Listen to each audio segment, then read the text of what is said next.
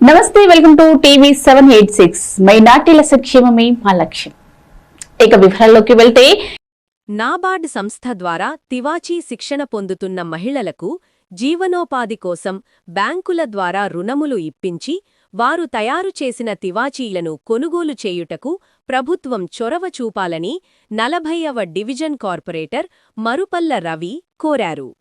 Greater Warangal 40వ division Urs Pratap నగర్లో నడుస్తున్న తివాచీ శిక్షణ కేంద్రాన్ని కార్పొరేటర్ మరుపల్ల రవి సందర్శించి శిక్షకులైన రాష్ట్రస్థాయి చేనేత తివాచీ అవార్డు గ్రహీత కంచ సమత, కంచ నర్సింగరావులను, అక్కడ శిక్షణ పొందుతున్న మహిళలను తయారుచేసే విధానాన్ని అడిగి తెలుసుకున్నారు.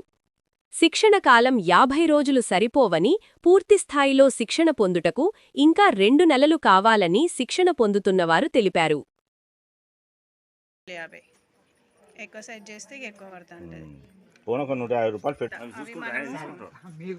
పనిముట్లు అన్నప్పుడు దారం అన్నప్పుడు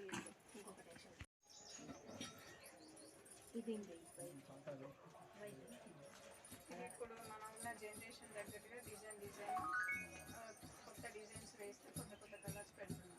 కలర్ఫుల్గా ఉండాలి. ఇది వాళ్ళు తయారు చేస్తారు, తయారు చేయలేమా? ఇక్కడ మనకు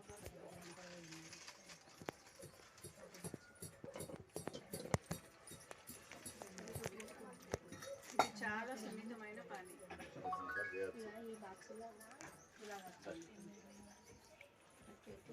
చాలా చిన్న కళ.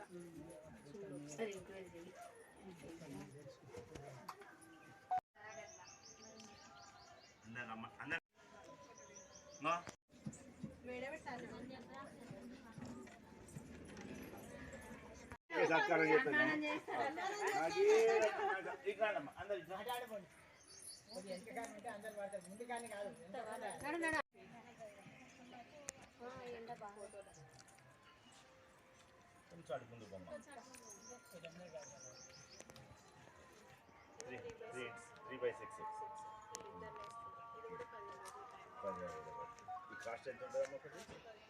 15,000. 8 into 8. ఇది పెద్దది ఇట్లా. అదెంత ఉంటుంది?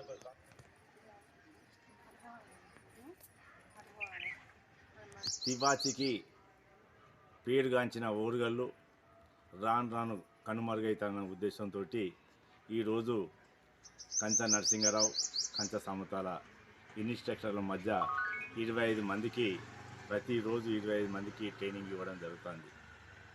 దీని ముఖ్య ఉద్దేశం, గతంలో పెద్ద పెద్ద సైజుల తివాచీలు తయారు చేసేది, ఎక్కడ చూసినా పెద్ద పెద్ద ఇళ్ళల్లో గవర్నమెంటు ఆఫీసులలో తివాచీలు వాడుకునే పరిస్థితి ఉండే.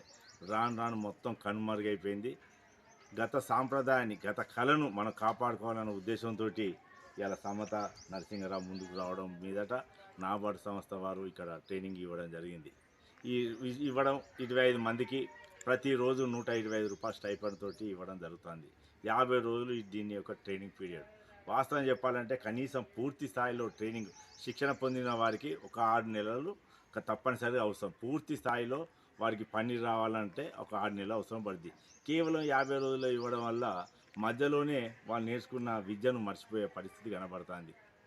మరి ట్రైనింగ్ ఇవ్వడం కాదు, ఇలా ప్రభుత్వం ప్రతి ఒక్కరు ట్రైనింగ్ పొందిన తర్వాత వాళ్ళ స్వయం ఉపాధి కోసం, వారి బతుకు తెరువు కోసం ఈ ట్రైనింగ్ సెంటర్ను మళ్ళీ తివాచీ కేంద్రం ఏర్పాటు చేసుకోవాలంటే ప్రభుత్వం వారికి బ్యాంకుల ద్వారా సబ్సిడీ రుణాలు అందజేయాలి. వీరు తయారు చేసిన తివాచీలను కూడా ప్రభుత్వమే కొనుగోలు చేసి వాళ్ళ అమ్మకానికి ఇవ్వాలని కూడా ఈ సందర్భంగా తెలియజేస్తున్నా.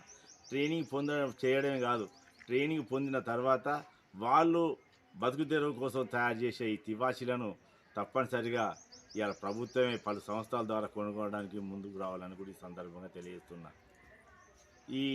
దీనివల్ల కళా నైపుణ్యాన్ని కాపాడిన వాళ్ళు అవుతాం. ఈ తివాచీ మీద వివిధ రంగులతోటి, వివిధ ఆకారాలతోటి కూడా వాళ్ళు వేయడం జరుగుతుంది. మరి ఇటువంటి కళను కూడా ప్రోత్సహించవలసిన అవసరం ఉన్నది.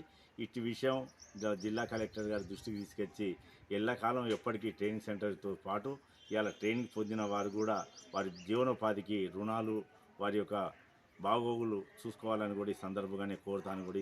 సో ఇవ్వండి ఇవాళ బులెటిన్ అప్డేట్స్. మరో బులెటిన్ అప్డేట్ లో మళ్ళీ కలుసుకుందాం. అంతవరకు చూస్తూనే ఉండండి TV 786. సో ఇవ్వండి.